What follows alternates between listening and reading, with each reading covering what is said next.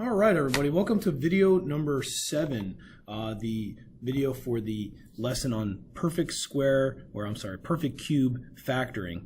So perfect cube factoring you can do for differences or sums. So that's a major difference between the difference of two squares, which only works for subtraction.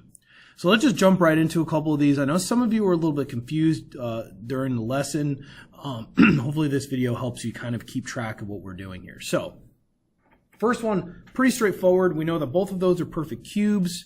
So I can take x plus 2. That's going to be our first parenthesis. I know that because x times itself 3 times makes x cubed. Also, I already know my signs is going to be subtraction and plus. I can use SOAP to do that, S-O-A-P, and that helps us remember the signs. Now, the first parenthesis, it seems like the majority of people were understanding in class. It was more the second one that I think we were having issues with. So, for the second one, the first term is whatever the first term that I found in the first parenthesis is times itself. So that's going to be x squared. The middle term are these two terms together. So we're going to multiply those together. That makes 2x.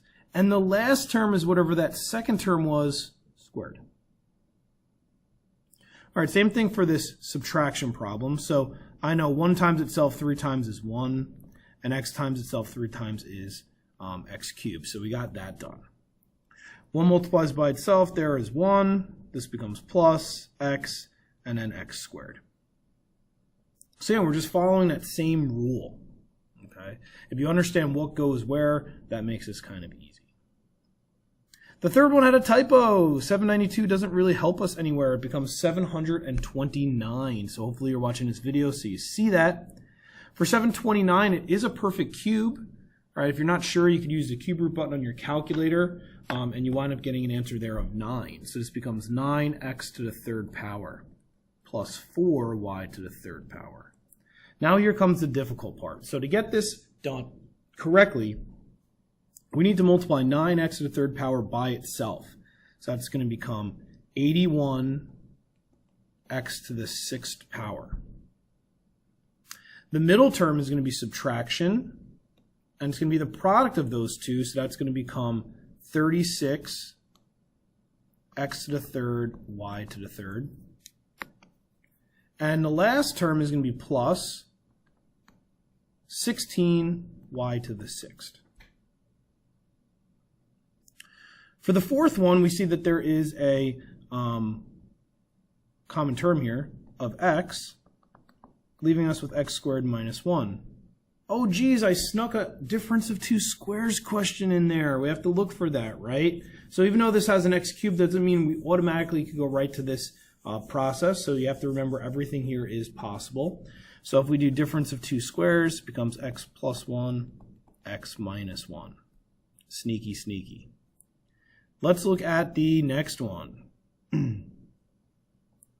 So 125, that's a perfect cube. So I can make that 5z plus 1, 25z squared minus 5z plus 1.